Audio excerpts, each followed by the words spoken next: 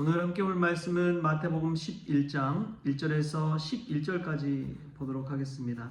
마태복음 11장 1절부터 11절까지 말씀 한 목소리로 같이 읽겠습니다. 예수께서 12제자에게 명하기를 마치시고 이에 그들의 여러 동네에서 가르치시며 전도하시려고 거기를 떠나 가시니라. 요한이 오게서 그리스도께서 하신 일을 듣고 제자들을 보내어 예수께 여짜오되 오실 그이가 당신이오니이까 우리가 다른 일을 기다리오리이까. 예수께서 대답하여 이르시되 너희가 가서 듣고 보는 것을 요한에게 알리되 맹인이 보며 못 걷는 사람이 걸으며 나병한 자가 깨끗함을 받으며 못 듣는 자가 들으며 죽은 자가 살아나며 가난한 자에게 복음이 전파된다 하라. 누구든지 나로 말미암아 실족하지 아니하는 자는 복이 있도다 하시니라. 그들이 떠나매 예수께서 무리에게 요한에 대하여 말씀하시되 너희가 무엇을 보려고 광야에 나갔더냐? 바람에 흔들리는 갈대냐? 그러면 너희가 무엇을 보려고 나갔더냐? 부드러운 옷 입은 사람이냐? 부드러운 옷을 입은 사람들은 왕궁에 있느니라. 그러면 너희가 어찌하여 나갔더냐? 선지자를 보기 위함이었더냐? 옳다. 내가 너에게 이르노니 선지자보다 더 나은 자니라. 기록된 바 보라 내가 내 사자를 내 앞에 보내노니 그가 내 길을 내 앞에서 준비하리라 하신 것이 이 사람에 대한 말씀이니라. 내가 진실로 너에게 말하노니 여자가 낳은 자 중에 세례 요한보다 큰 이가 일어남이 없도다. 그러나 천국에서는 극히 작은 자라도 그보다 크니라. 아멘. 할렐루야. 말씀에서 귀한 은혜가 저와 여러분의 있기를 소망합니다. 살다 보면 깨닫는 것들이 한 가지 있습니다. 그것은 아무리 과거를 바꾸려고 해도 과거를 바꿀 수가 없다는 것이지요. 지나간 과거는 결코 바꿀 수가 없습니다. 근데 늘 우리는 과거 옛 정기를 생각하면서 후회하고 그때 이랬더라면 얼마나 좋았을까 그런 생각들을 참 많이 하죠. 예전에 이랬다면 지금의 현실은 바뀌었을 텐데 이런 삶을 살진 않아도 될 텐데 그런 생각을 할 때가 참 많이 있습니다. 과거에 발목 잡힌 삶이지요.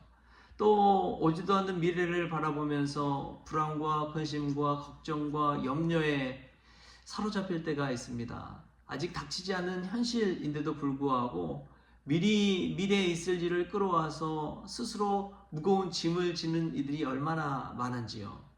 아직 생기도 않은 일을 가지고 불안해하고 두려워하고 하는 그러한 모습을 보일 때도 있습니다. 그러나 우리는 과거도 어찌할 수 없고 일어나지 않는 미래를 보고 불안해하기보다도 우리는 늘 현실을 마주하며 살아가야 되는 줄 믿습니다. 사실 어제도 없고 내일도 없고 늘 오늘만 있지요. 오늘은 우리가 살아갈 수가 있고 오늘은 우리가 바꿀 수가 있고 오늘은 또 다른 새로운 삶을 살아갈 수가 있습니다. 그것을 놓친 채 과거에 발목 잡혀 사는 그러한 삶을 살지 않고 또 미래의 불안한 삶 살지 않고 오직 오늘을 현재를 힘있게 살아나는 저와 여러분 될 수 있길 바랍니다. 오늘은 새날입니다. 주가 주신 새날 또 새로운 생명 가지고 사는 날 아직 한 번도 겪어보지 못한 날 그러기에 더 의미 있는 날 오늘을 주님과 함께 동행하는 저와 여러분 될 수 있기를 바랍니다. 예수님은 12제자에게 가르치시고 명하시기를 마치셨습니다. 12제자에게 어떻게 사역할지를 제대로 알려주신 후에 이 12제자들을 이제 보내지요. 그들을 여러 동네에 보내서 가르치고 전파하게 하십니다. 그리고 예수님은 그 자리를 떠나십니다. 11장 1절 말씀이 참 의미 있게 다가오는 것은요. 예수님은 제자들의 사역을 따로 보내시고 자기도 또 다른 동네에 가서 사역을 하시는 거예요. 제자들과 예수님의 사역의 내용은 하나님 나라 운동입니다. 다 같은 하나님 나라 운동인데 이제는 각자의 자리에서 각자가 스스로 독립해서 사역을 해 나가는 것을 보게 됩니다. 예수님이 하셨던 사역이 이와 같습니다. 예수님은 늘 품고 같이 다니고 이런 사역보다도 제자들을 키우기를 원하셨습니다. 제자들 스스로 사역해보고 스스로 독립하고 스스로 하나님 나라 운동할 수 있도록 세워주고 훈련시키시는 것이죠. 그리고 또 여러 동네로 가셨습니다. 늘 갔던 곳만 가는 것이 아니라 가보지 않은 여러 동네를 돌아다니면서 사역을 하는 것이지요. 예수님의 사역이 이와 같았습니다. 그런데 사람은 은연중에 늘 익숙한 것을 찾기 마련입니다. 익숙한 것과 결별하지 못해서 더 이상 성장하지 못하고 독립하지 못하고 늘 그 제자리에 머물러 있는 경우가 많이 있습니다. 예수님은 그런 것을 지향하고 제자들이 홀로 독립하기를 원하시고 늘 갔던 곳이 아니라 여러 동네로 돌아다녔다는 것을 알 수가 있습니다. 여러분, 예수님을 닮아간다는 것은 참 쉬운 일이 아니지요. 늘 머물러 있던 그 자리에서 뭔가 새로운 것을 추구하는 것이기 때문에 그렇습니다. 한 사람만 돌보는 것이 아니라 여러 사람을 세워가는 일이 예수님의 사역이기 때문에 그렇습니다. 한 번도 가보지 못한 곳에 간다는 것은 용기가 필요하지요. 용기 없이는 될 수가 없습니다. 여러 동네를 돌아다닌다는 것은 열정이 있어야 된다는 것이지요. 열정 없이는 여러 동네를 돌아다닐 수가 없습니다. 무리지어 가는 것은 참 편합니다. 그러나 혼자 가는 것은 쉽지 않지요. 자존하는 사람, 스스로 있는 자처럼 하나님은 스스로 있는 자라고 그랬는데 예수님도 스스로 독립하기를 원하셨던 것 같습니다. 제자들을 이끌고 막 다니면서 그 위에서 있는 그 모습보다도 홀로 한적한 곳에 있을지라도 믿음 안에 굳게 서서 있는 삶, 어디를 가도 예수님 믿는 삶. 사실 믿는 크리스천 중에도 그런 분들 있잖아요. 큰 무리 가운데 있으면 본인도 신앙생활 잘하는 것처럼 여기지만 따로 동떨어져 혼자 있을 때 자신의 모습을 보면 믿음 없는 사람처럼 살아가는 이들이 있잖아요. 예수님은 홀로 있을 때조차도 그때조차도 믿음으로 설 수 있는 그 제자를 세워가는 것이지요. 우리도 예수님이 제자들을 가르치시고 또 훈련시키시는 것처럼 우리도 그렇게 훈련받는 믿음의 제자, 예수님의 제자 될 수 있기를 바랍니다. 따로 홀로 있을 때 그때야만이 정말 진정으로 믿음 안에 있는지 없는지가 드러나는 것이죠. 여러분들 그거 한 곳에만 머무지 말고 여러 동네로 돌아다니면서 복음 증거할 수 있는 그러한 예수님의 제자들 될 수 있기를 바랍니다. 부모님의 마음이 그렇듯이 자녀들 홀로 경제 독립하고 사회생활하고 또 한 가정을 일가를 이뤄가고 그러기를 원하잖아요. 그런 것처럼 예수님도 우리가 믿음 안에서 그렇게 굳건히 서기를 원한다는 사실을 이 새벽에 이 말씀을 통해 깨닫는 은혜가 있기를 바랍니다. 또 보면은 오늘 세례 요한이 나와요. 세례 요한도 제자들이 있었습니다. 요한의 제자들이 있었습니다. 세례 요한과 예수님의 참 다른 점이 많이 있죠. 세례 요한은 낙타털옷을 입고 메뚜기와 석청을 먹고 금식하기도 하고 금욕하는 그러한 모습이 세례 요한의 모습입니다. 근데 예수님의 모습은 이 세리와 죄인들과도 어울리시면서 먹고 마시며 먹기를 탐하는 자다라고 이 성경에 나와 있어요. 예수님은 막 동네 곳곳 방방곡곡 막 다 돌아다니는 사역을 하는데 세례 요한은 광야에서 사역을 했습니다. 그렇기 때문에 사람들이 광야로 세례 요한을 보기 위해 몰려왔어요. 근데 정말 다른 것 사역 중에 하나가 무엇이냐면 세례 요한은 기다리고 준비하는 사역을 했습니다. 오실 그이를 기다리는 사역, 오실 그이가 이제 앞으로 사역할 수 있도록 준비시키는 사역을 세례 요한이 했습니다. 이 세례 요한의 사역이에요. 반면에 예수님은 행하는 사역, 세우는 사역, 그것을 감당을 했습니다. 똑같이 제자들을 데리고 있었지만 사역 방향 자체가 다른 거예요.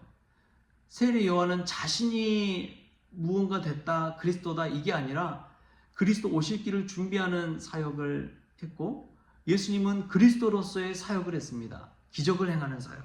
그래서 세례 요한에게 오실 그이가 당신이 오니까 라고 묻는 요한의 제자들에게 어떻게 이야기하느냐.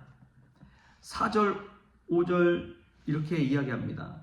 예수께서 대답하여 이르시되 너희가 가서 듣고 보는 것을 요한에게 알리되 맹인이 보며 못 걷는 사람이 걸으며 나병 환자가 깨끗함을 받으며 못 듣는 자가 들으며 죽은 자가 살아나며 가난한 자에게 복음이 전파된다 하라.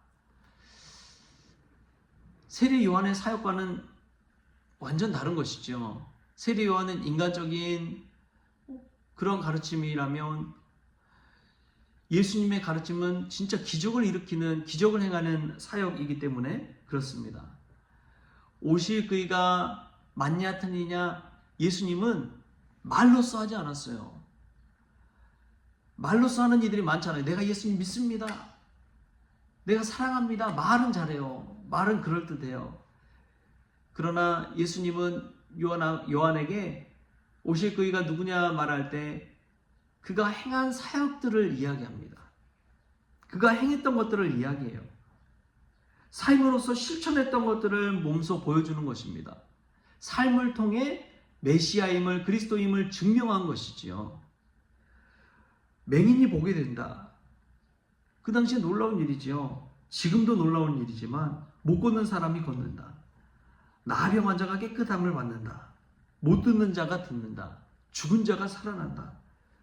그리스도만이 할 수 있는 일 아닙니까? 예수 믿는 자들에게 이러한 복음이 전파될 수 있기를 바랍니다. 이러한 놀라운 기적의 역사가 일어날 수 있기를 바랍니다. 세례 요한은 그냥 기다리는 사역, 준비시키는 사역, 거기까지였습니다. 그게 요한이 바라보는 비전이었고 요한이 할 일이었습니다. 근데 예수님은 기적을 일으키는 사역이었습니다. 회복시키시고 세워가시고 고치시고 싸매시고 살리시는 사역이었습니다. 이 사역을 했다는 것을 요한의 제자들에게 알려주는 것이죠. 요한은 이 말을 듣고 정말 예수님 메시아임을 깨달았을 것입니다.